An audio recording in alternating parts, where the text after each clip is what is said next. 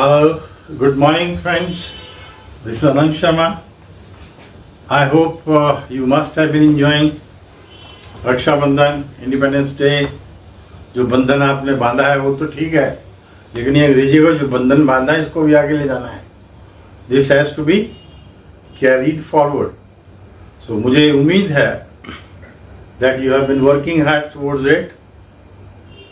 आप दो नोटबुक्स लगाई हैं आपने, उन पे बाकायदा आप लिख रहे होंगे दोनों पे, एक पे ग्रामर एक पे vocabulary, because without that we cannot be able to succeed. Speak English. Speaking English is a practice, nothing else.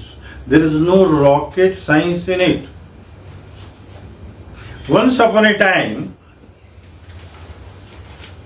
two boys were admitted in a boarding school. Let us, for instance, say in Shimla in Bishop Cotton School. तो एक parent ने phone किया दिल्ली से, hello. तो दूसरा जो friend था उसका बेटा तो नहीं था, दूसरा फ्रेंड आया, उसने बोला यस अंकल, गुड मॉर्निंग बेटा, how are you? I am well uncle. पूछा well uncle, fine, and how is my son? Listen very attentively. उन्होंने पूछा, अंकल ने पूछा, hello how are you? He said I am well sir, well uncle. तो पूछा how is my son? He said he is into the same well. Did you get the meaning? Did you get the meaning? पहले तो उसने कहा मैं ठीक हूं, और दूसरा उसने कहा कि उसी कुएं में है। एक वेल यहाँ वर्ब यूज हो रहा है, नाउन यूज हो रहा है, और एक वर्ब जो है डिग्री यूज हो रही है। Right? Is that clear? That is why when some people say that grammar is not important, grammar has not to be done, ऐसे ही सीख जाते हैं। मैंने कई देखे जो अंग्रेजी बोलते हो बिना ग्रामर, मैंने तो आज तक कोई देखा नहीं। Unless and until you develop a kind of system for yourself और एन एनवायरनमेंट फॉर यू। अब मैं एक बहुत ही सीरियस चीज पर आता हूं जो आपने जीवन में पहली बार सुनी है। जितनी भी दुनिया की यूनिवर्सिटीज हैं, मैं सब छानी है, देखी है, पढ़ी हैं, एक फिनलैंड को छोड़ के, which is in northern Europe, वहां ये सिस्टम अप्लाई होता है और किसी यूनिवर्सिटी में ये नहीं होता है। और आपने आज तक कहीं पढ़ा भी नहीं है, किसी स्कूल कॉलेज में आपको ये नहीं पढ़ाया गया। वो ये है, आपने ये पढ़ा है कि व्हाट इज योर नेम का आंसर होता है my name is Anand Sharma, लेकिन my name is Anand Sharma का आपको क्वेश्चन बनाना किसी ने नहीं बताया। I hope you are getting my point. आपने आज तक क्या पढ़ा है? क्वेश्चन दिया, आंसर हुआ, क्वेश्चन किया, आंसर हुआ। ये इसी तरह से हो रहा है जैसे टेलीफोन में आप बिल ना दो तो एक तरफ ही लाइन कट जाती है, इनकमिंग आती है, आउटगोइंग कट जाती है। आपकी भी एक लाइन कटी हुई है। कोई आपसे पूछता है well where did you gone yesterday, तो आप कह देते हैं या कनॉट प्लेस। फिर आप उस पलट के उससे नहीं पूछते and how about you, where did you go? You don't ask it. Why? Because you are not able to ask questions. You have not been trained enough as to how make question, how to raise the question. तो आज सबसे पहले मैं आपको ये बताऊंगा क्या technique है ये। जैसे फॉर एग्जाम्पल मैं गया, आई वेंट, अब इसका क्वेश्चन क्या हुआ? आप बना के देखिए अपने आप, नहीं बनेगा आपसे। वह जाता है, इसका क्वेश्चन क्या हुआ? आपसे नहीं बनेगा। मैं बस से गया, आपसे क्वेश्चन नहीं बनेगा। तो इसका मतलब ये हुआ, बट आई मेंट टू से इज कि आप जब तक क्वेश्चन बनाना नहीं सीखेंगे, आपने क्या सीखा आज तक? चाहे आप स्कूल में हैं, चाहे कॉलेज में हैं, चाहे आप प्रोफेसर हैं, डॉक्टर हैं, बिजनेस में, हाउस वाइफ में, जो भी है, whatever walks of life you are in, लेकिन आपने क्वेश्चन बनाना नहीं सीखा है, आपने आंसर देना सीखा है। हमने आपको क्वेश्चन बनाना सीखना है। वो जब बोलता है दूसरी तरफ से well how is everything going on, तो बोलते हैं फाइन। अब आप पलट के नहीं पूछ पाते उससे, क्योंकि आपको क्वेश्चन बनाना नहीं आता।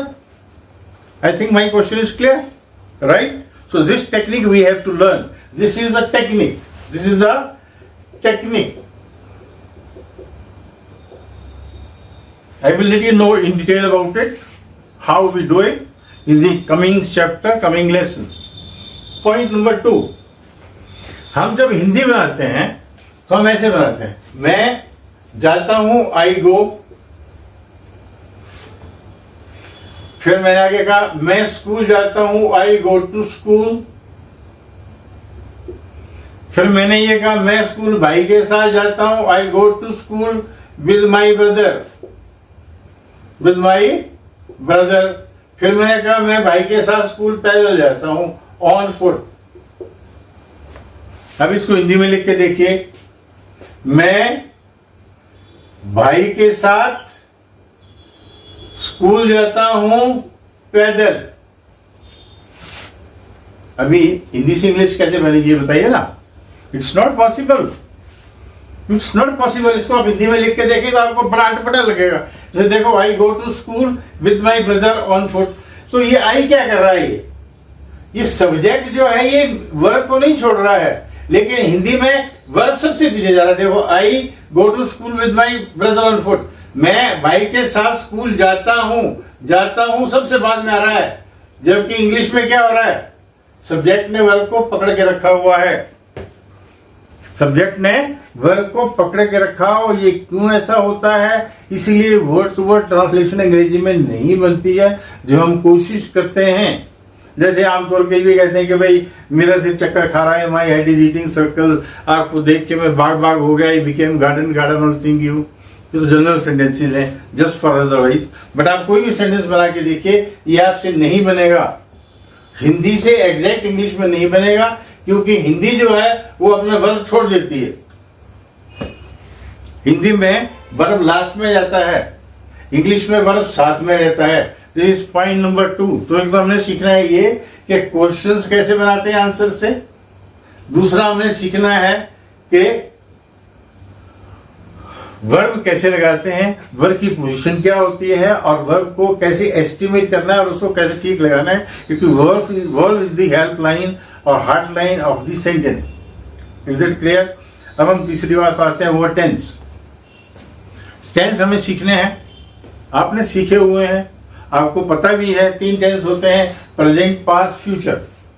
Present, past, future. आप ध्यान से सुनिए, जो प्रेजेंट टेंस होता है तातेती, पास्ट टेंस होता है या यही, गागेगी, गागेगी। अब प्रेजेंट इंडेफिनिट या प्रेजेंट सिंपल एक ही बात है, ये आपने किया हुआ है, यू हैव डन दिस। अब हम आगे चलते हैं, पास्ट इंडेफिनिट या यही, ये भी आपने किया हुआ है। फ्यूचर इंडेफिनिट, गागेगी, ये भी आपने किया हुआ है। बट आई वॉन्ट टू से is this, that in present indefinite जब सिंपल सेंटेंस होता है तो मैं जाता हूं, जब इंटरोगेटिव होता है तो डू लग जाता है। ही, शी, इट, नेम सिंगुलर जब होते हैं तो डज लगता है। ये पता है आपको, आपने किए हुआ, मैं आपको जस्ट रिवाइज करा रहा हूं, this is just revision check. अब हम आते हैं पास्ट इंडेफिनिट पर। पास्ट इंडेफिनिट वर्ब की सेकंड फॉर्म लगती है आई वेंट, लेकिन जब इंटरोगेटिव बनाएंगे तो हम डिड लगाएंगे, डिड के साथ subject plus go, did I go. ये बहुत गलतियां होती हैं, मैं रोज क्लास में सबको करेक्ट करता रहता हूं, फिर भी गलतियां करते हैं। यूट्यूब पे मैंने कई चैनल ऐसे दिखे हैं जिन्होंने लिखा हुआ है did I went, did I went, heading है, ये सिखाएंगे। तो आप ये देखिए कि डिड के साथ वर्ब की फर्स्ट फॉर्म लगती है। अब हम आते हैं फ्यूचर पर, विल, शैल लगता है, फर्स्ट फॉर्म लगती है I will go, will I go, I will not go, will I not go. There are 4 sentences, you know it. Simple, negative, interrogative, interrogative, negative. Is that clear? You know sentences आपको समझ आ गए, present का भी, past का भी और future का भी। ये टेंस है, ये आपको समझने हैं, वैसे आपने किए हुए हैं। एक बार किसी भी ग्रामर की किताब से आप रिवाइज कर सकते हैं। कई बार मुझे कहते हैं लोग, बच्चे कहते हैं या स्टूडेंट्स कहते हैं कि आपको ग्रामर पे किताब लिख दो। मैंने कहा ऑलरेडी 3700 किताबें तो ग्रामर की हैं, 6 किताबें लो आप, 1 से नॉन लिख लो, 1 से वर्ब लिख लो, एडवर्ब लिख लो, आपकी किताब छप जाएगी। तो किताब से कुछ लो, किताबें ऑलरेडी आपके पास हैं, धूल चाट रही हैं, उनको निकालो, वर्ब याद करो, वर्ब की फॉर्म्स याद करो, and we will talk in detail. All the best, take care, keep revising and keep reminding the word that how to make sentences from answer to the point which I said to you, that subject is nearing verb, and 3 present indefinite, past indefinite, future indefinite.